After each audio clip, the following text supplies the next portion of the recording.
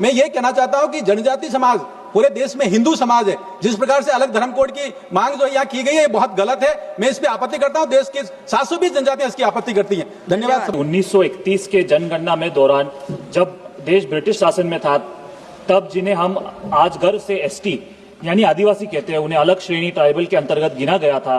और ये श्रेणी हिंदू, मुस्लिम, ईसाई, सिख, जैन, बौद्ध, पारसी और यदुई जैसे प्रमुख धर्मों के साथ बराबरी से सूचीबद्ध थी।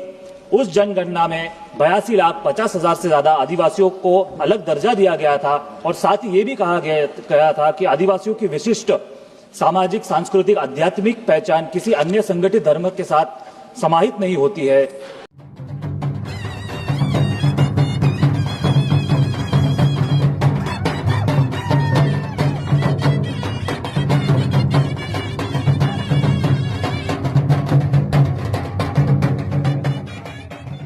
फर्स्ट पीपल इंडिया, हम हैं आदिवासी। सदस्य डॉक्टर मन्नालाल रावत जी। माननीय सभापति महोदय, बहुत बहुत धन्यवाद। हम सभी जानते हैं कि भील जनजाति देश की सबसे बड़ी अनुसूचित जनजाति में से एक है और हल्दी घाटी का युद्ध हो चाहे मानगढ़ धाम का बलिदान, भीलों ने हमेशा ही आदिदेव महादेव को साथ में लेकर आंदोलन किया है और आक्रांताओं का मुकाबला किया है। सभापति महोदय, जो भील जनजाति है वो गुजरात, राजस्थान और मध्य प्रदेश में निवास करती है, जिनकी जनसंख्या लगभग 3 करोड़ से ज्यादा है। महत्वपूर्ण यह है कि विगत दिनों में केंद्र सरकार ने, मोदी सरकार ने बहुत सारी योजना चलाई है, बहुत महत्वपूर्ण योजना चलाई है। मैं एक प्रश्न की तरफ सरकार का ध्यान आकर्षित करता हूं आपके माध्यम से। माननीय मोदी साहब की सरकार ने प्रधानमंत्री जनधन योजना और धरती आबा योजना से बहुत सारे जो सैचुरेशन वाली स्थिति में काम किया है, लेकिन एक महत्वपूर्ण प्रश्न यह भी आया कि गुणवत्ता युक्त शिक्षा के लिए नॉर्थ ईस्ट और तेलंगाना में एक सेंट्रल ट्राइबल यूनिवर्सिटी की स्थापना की है। महत्वपूर्ण यह कि ये जो भील क्षेत्र है, इसमें लगभग 3-3.5 करोड़ जनजाति समाज के लोग निवास करते हैं और इसमें यह है कि वहां कोई भी सेंट्रल ट्राइबल यूनिवर्सिटी नहीं है। मेरी सरकार से मांग है कि जिस प्रकार से धरती आबा जनजाति अनुत्त ग्राम अभियान, ये सारे योजनाएं बड़ी चलाई है, उसमें से दक्षिणी राजस्थान में या गुजरात के जो बॉर्डर एरिया है उसमें एक ट्राइबल यूनिवर्सिटी की स्थापना की जाए। ये 275(1) के तहत हो सकता है, एक बड़ी योजना हो सकती है। साथ ही मैं ये कहना चाहता हूं कि जनजाति समाज पूरे देश में हिंदू समाज है। जिस प्रकार से अलग धर्म कोड की मांग जो यहाँ की गई है, ये बहुत गलत है। मैं इस पे आपत्ति करता हूं। देश के 720 जनजातियां इसकी आपत्ति करती हैं। धन्यवाद सभापति महोदय।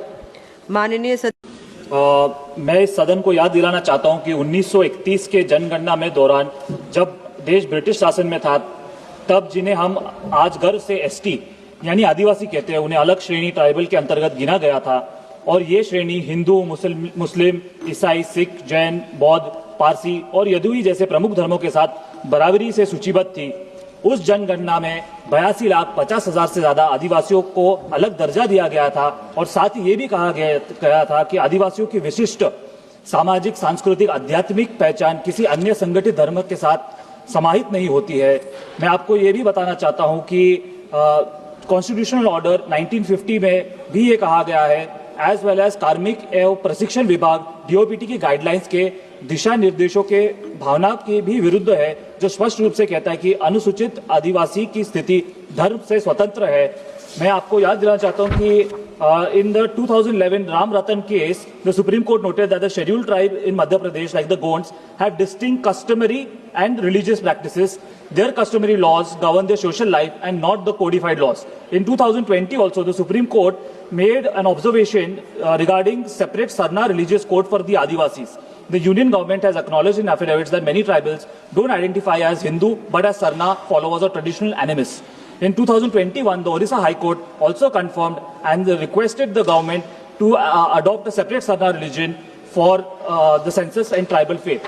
मैं सरकार से ये मांग रखना चाहता हूँ कि सेंसस हो या फिर सरकारी मैं ये मांग करता हूँ कि ट्राइबल या आदिवासी को जनगणना प्रपत्रों और सभी सरकारी अभिलेखों में एक वैध और अलग धार्मिक श्रेणी के रूप में मान्यता दी जाए, ताकि हमारे आदिवासी भाई बहनों की पहचान कभी भी कमजोर तरीके से प्रस्तुत ना की जाए।